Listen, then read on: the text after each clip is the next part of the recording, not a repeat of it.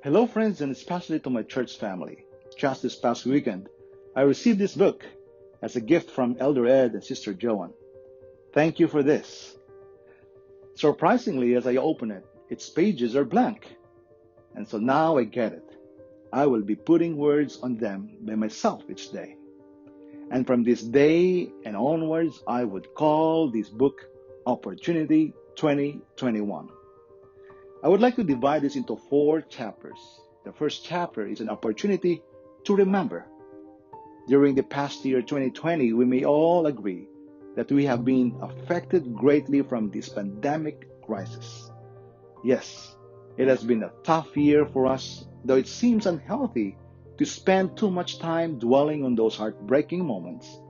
The Bible provides us plenty of examples when God's people took time to remember all the ways He had been faithful to them in their history. In fact, if you read the book of Psalm 105, verse 5, it tells us, remember the wonders He has done, His miracles, and the judgments He pronounced. Let us take this opportunity to remember how God displayed His presence, providence, and protection throughout the year 2020. Yes, Christ indeed is in our crisis. Remember also how many times He gave us the opportunity to spend more time in worship and prayer with our children, spouses, and with our friends at home. Let us remember how God saved us from the life-threatening effects of the virus. Yes, this kind of spiritual reminiscing isn't just for the sake of nostalgia. It actually plays an important part in our current and future intimacy with God. This year, 2021, remembering what God has done draws us into worship. Praising the name of the Lord is the right and the proper response to His activity in our lives. If that was true in biblical times, it is also just as true today. As we step into the future, recalling God's work in this world, both the expected and unexpected, the seen and unseen, gives us faith for what He will do next. Our trust in the Lord grows when we take time to remember that He has always been faithful. The second chapter of this book is an opportunity for us to refocus. At the beginning of this year, it is the time for us to assess our past decisions and consider the trajectory where we are now.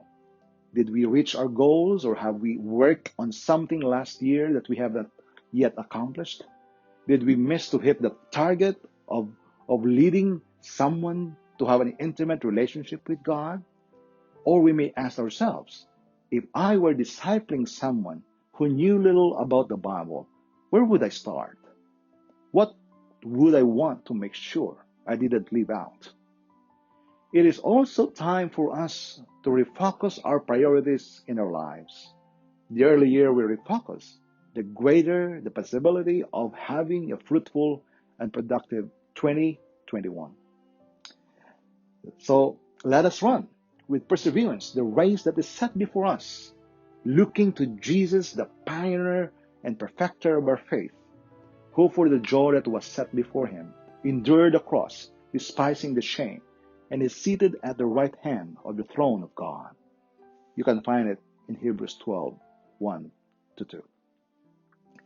I would say the third chapter of this book is an opportunity for us to restart.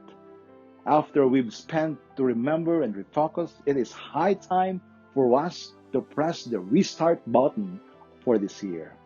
Whether it is to lose weight, lower your blood pressure and sugar levels, eliminate debt, or read throughout the entire Bible, it is important to restart your year with God in prayer.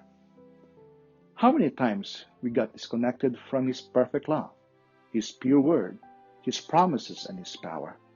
Restart calls us to realign our resolution and refuel our spiritual energies and maintain a total reliance on Him, no matter what the future holds. If you think you had so many failures, procrastinations, financial losses, emotional, and spiritual struggles last year, this is the perfect time for you to have a Zacchaeus experience this year. In fact, many of us may have a life like Zacchaeus. This man had a fresh encounter with Jesus, and as a result of that, of his unconditional love and grace that God showed to him, he eagerly repented of his sin, proclaiming, "Look, Lord, here, and now I give half of my possessions to the poor, and if I have cheated anybody out of anything, I will pay back 4 times the amount." To read the entire story, you may go to Luke 19, verses 1 to 10. Finally, the 4th chapter of this book is the opportunity for us to experience His revelation. While a new year seems to bring with it a sense of hope for the future, our real hope lies not in the new year, but in the new beginning with God. Discover His revelation in your life. What is His purpose? Why He revealed it to you? Perhaps He wants you to be His messenger, His witness, or His candle to glow that light as a revelation of His promise of His soon return. My dear friends, my prayer for each one of you this year, 2021, is to be filled with hope, live in the hope, and share the hope. Have a blessed new year to everyone.